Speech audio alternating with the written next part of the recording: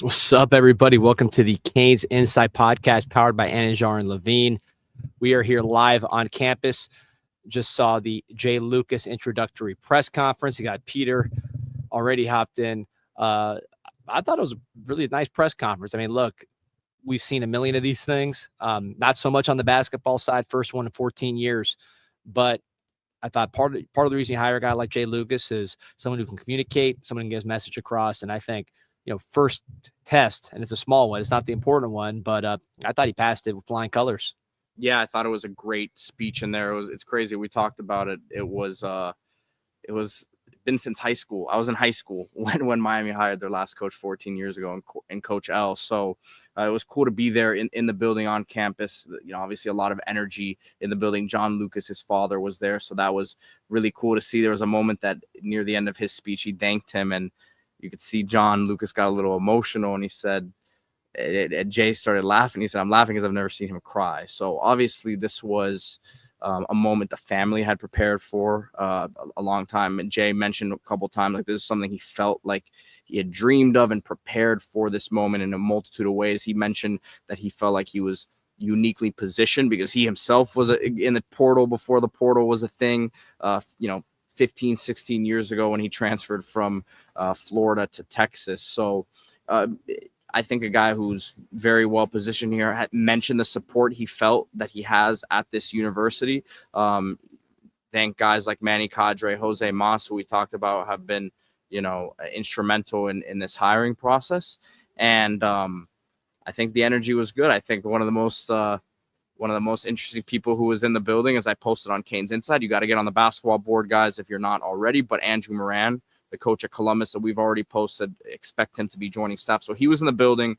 And I think the most interesting part of the entire presser, that we'll get into some of the comments here, but he was asked directly about the recruiting efforts and if there was any commits from Duke that he had been in contact with. And he said, look, I can't obviously comment about guys who are signed or committed elsewhere, but I will say you want to keep the best players home.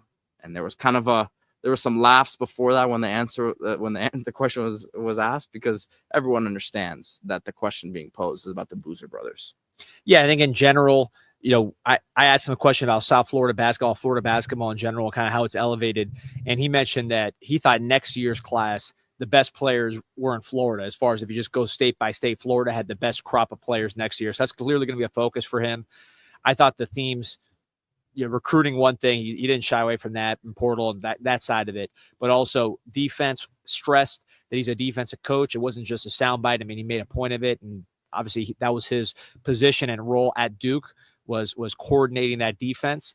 Also talked about transition, both offensively and defensively, as a focus, particularly on offense. He mentioned that, transition was really where he wanted the team to thrive offensively. So we'll see how it all plays out. Hard to know what he is as a head coach and his style until you see it, because he is a first-time head coach. But those were things that he clearly emphasized beyond just the usual kind of coach talk when you're in a press conference.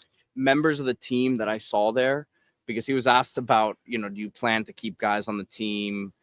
Can you, specifically mention guys? And he's like, I can't say players in particular, but he said guys understanding their roles is going to be a big part of who ends up staying here. Guys I saw that were there, Paul Jobay was there, Kyrie Huey, who I believe, since he missed a lot of times here, might have another year of eligibility. Yeah. Staden McRae. AJ Staden McRae, who did go through with senior day, but I know he had another year of eligibility because he's told us before the season. So maybe he's another guy who ends up staying. But those guys, I noticed them in attendance today. Darius Rice, former player, Jack McClinton, Coach L got a big shout out at the end.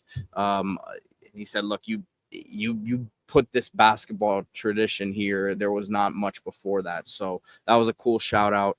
Obviously we mentioned his father who was there, Coach Cullup, JD the boss man, our boy WM Garbage Man, one of the best super fans out there. There was something else I wanted to mention here. Trying to figure out what. He mentioned flipping the roster, right? He said, I expect to bring in 13 new guys. So piggybacking off what I just said about some of the current players that were there. 13 new guys minus whatever players stay, basically, is what he said. Right. So I think maybe one or two guys. Obviously, I think Divine Ugochukwu, someone that we're a big fan of. Jaleel Bethia, we'll see what what happens there. But I think the filling out of the staff, which is something he talked about, is going to be the most crucial thing. He said he's talking to people all over the country right now, from the grassroots level all the way up. He's having a ton of conversations right now, but the timing is weird because conference tournaments start today. So a lot of guys who are coaching at programs elsewhere. The name Bruiser Flint, who's currently at Arkansas, a guy that he's worked with at Kentucky in the past and recruited him way back. So I think he's someone who there's a good chance he joins staff as a veteran around the game. And it's going to be very interesting to see how he fills out the staff around that. Yeah, he talked a lot about Coach L, really. That was something notable. Not that he was there, but I think multiple times he mentioned what Coach L did, said that basically Miami didn't really have much of a basketball tradition before. I mean, he wasn't trying to, criticize anybody, but I mean, it was the reality. I know you had Darius Rice and Jack McClinton, who definitely made a lot of memories for Canes fans and have their own legacies, and their teams, helped build what you saw. But he was very clear that what made this a next level type of job was what Coach Larrañaga did, winning conference titles and then advancing far in the tournament. So I think that was something he emphasized, that this is a building on what Coach Larrañaga did, as opposed to just trying to, do a whole fresh start. Obviously, the players are going to be a fresh start just because of the nature of the portal. But, he did not run from the Larrañaga legacy at all.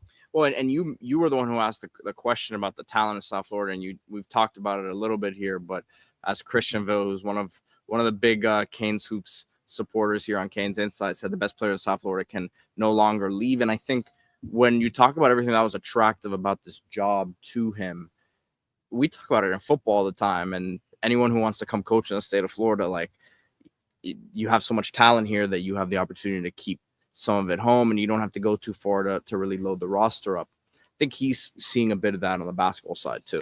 Yeah, who are some of the guys we're talking about? Devin Carter for sure jumps out, although he, is kind of a late bloomer, but you maybe get him back in the portal in future, the next version of that. Vernon Carey, right? Mm-hmm. Scotty Barnes. John Collins was a South Florida guy. John Collins, yep. Scotty Barnes, you mentioned him. And listen, there's a lot more, but I think in the next couple years, that's really going to take off even more. So RJ Lewis, Christianville says, who's a St. John's, he's a Columbus kid as well, and he's one of their best players. So the talent has definitely, the floor has been raised, and then the top of the top, there's destination schools now, the way that there has been in football for a long time. Yeah, and, since we're so used to talking football, I'm curious to see, because one of the first things you might see is the messaging to a Calvin Russell or to a J-Rock Lopez, both of whom are legitimate basketball prospects, probably, less acclaimed than what you might see come on the radar here in the future as far as 4-star, 5-star type players, but they're legit guys with offers. And I think scholarship-wise are probably going to be in a better situation because of the football value. So that should be one of his first orders of business, is kind of getting with Coach Cristobal and see what he wants to do with those two guys. Because, really, even if they're just role players in depth, given the scholarship cost, those guys will help. And that's certainly a recruitment that's hot and heavy on the football side right now. So Canes Cat C305 says Caleb Gaskins isn't from South Florida, but that's what I'm talking about. He's not originally from South Florida. He's at Columbus now, but you have schools that are destinations for the top prospects where, guys aren't from Florida who go to IMG most of the time, but you have them here. You might as well be able to get them on campus and things of that nature. And by the way, if you look again, I'm going to the football side just because we're talking about some of the similar situations, right? You're talking IMG or some of the other basketball schools that are very much out of state kids. My IMG's become probably the top feeder school for the football program, I would say, of any school, even though they are kids from all over the country, because you can get them down easier to visit. So even if, a guy like Gaskin is not from Miami, obviously his coach will be part of the program. That's a big thing, but also the fact you can get him on campus for unofficials more frequently. Like the Boozers, you saw them here all the time. Obviously, ultimately, because of where Miami was trending, where Duke was trending, that didn't go Miami's way, but they certainly got on campus a ton. And those are Miami kids, but even kids that are not from Miami, you can get them on campus the same way.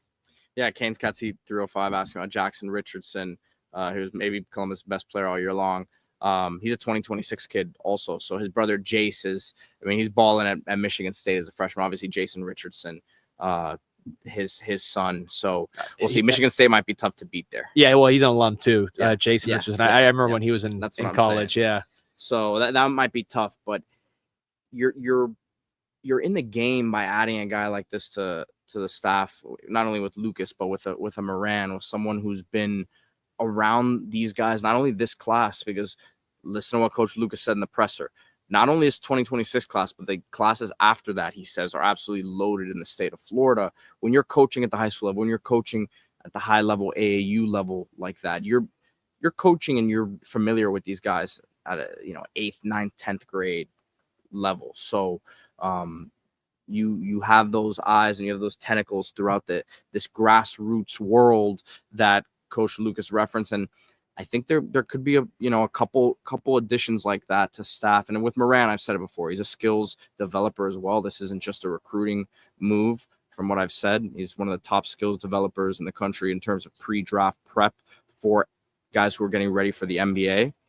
Cade Cunningham was one of his clients pre-draft, and look, he's not turning these guys into Michael Jordan overnight, but when guys want to get ready for their biggest tests of their life, which is these pre-draft workouts, and they need to get sharp, Coach Moran was the guy that they went to. So that's where this is interesting to me. And Jay Lucas is someone who has these AAU connections throughout the country. I think we're going to really see some sort of general manager addition, and then a staff underneath that person who oversees the collective recruiting efforts. Yeah, and we talked about South Florida, but we know this is going to be a national recruiting operation, and the portal, I think, more than anything, you're going to see his connections, because it's not just that he can recruit. He has a lot of connections from the different places he's been, from his father. The guy's been around at a young age, so he has the ability to tap into those connections when it comes to the portal. A coach he might know has a player that's not happy in his current situation or wants to upgrade or whatever it is.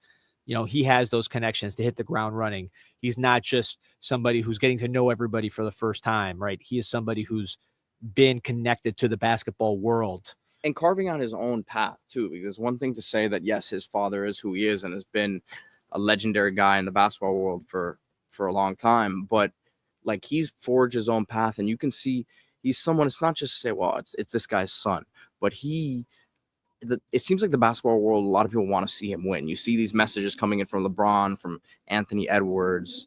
Like, he seems like a guy who people genuinely like out there. It's not just, oh, that's this guy's son who is now getting an opportunity because it's his son. He's genuinely, I believe, has worked his way to this point where he deserves this opportunity, and that's been the biggest concern from some people that are fans of this program, is he doesn't have the head coaching experience. And I understand there's going to be some things that he has to learn on the fly. There's no other way around it. But if he surrounds himself with the right staff here, I don't think there's any doubt. And with the right people, which, again, with the network of people that he has, I think he's going to put together a really, really strong staff. And part of the resources that we've talked about here is not just NIL. It's having the money to build that staff out. We talk about it on football all the time, as the recruiting department and all that. You need to push that forward here with basketball as well. Yeah, so it's going to be a fun off season because he's hitting the ground running. The portal opens up in a couple weeks, so this is going to be a hot situation. This part's done, as Pete reported. It's been done for a while, but now it's officially done, and you can move forward with a lot of stuff. Stuff's out in the open. You can recruit. You can do a lot. So it's going to be very, very exciting few months for Miami Hurricanes basketball. Remember to like and subscribe to this podcast. Also, canesinsight.com for free. That basketball board is bumping. A lot to check out on the Canes Insight. And then, of course, as always, all the basketball content brought to you by Aries Law PA. Go check out AriesLawPA.com. This is estate planning, so trusts, wills, probate. This is my dad, guys, so I'm not going to steer you the wrong way with this one. Go check him out. This is very important stuff. Plan your future so others don't. His office is on Coral Way in the Gables, headed towards Brickell. So schedule your free consultation today, AriesLawPA.com. And last one, but not least, canesconnection.com/CIS. This is going to be an NIL heavy operation. It's been reported publicly. That was a big part of this. You're hearing national people say that was part of the reason why, Jay Lucas was comfortable with this job, that he'd be able to compete in the ACC NIL wise. That depends on your support. So canesconnection.com/CIS. Make sure you get that /CIS. Get you access to a lot of content coming up including a lot of questions and answers about spring, about recruiting, exclusive info that's only for Canes Connection members. That's going to keep expanding. Got a lot of exciting announcements coming up for Canes Connection members. You'll be more plugged in than anybody when it comes to the Miami Hurricanes football, basketball, and baseball. All right, Canes fans, we're excited. It was, it's tough to ever go to a bad opening presser or a boring one. If there's no juice in the opening presser, you probably don't have the right guy. So he passed this test without a doubt. Excited to see him hit the ground running here. And there's going to be so many updates, man, with as many roster movement changes we expect, as many coaching hires that we expect. Keep it locked on CanesInsight.com. We have you covered, completely free. Basketball board. We'll have updates in these coming weeks and months, and go check it out. Go Canes. Go Canes.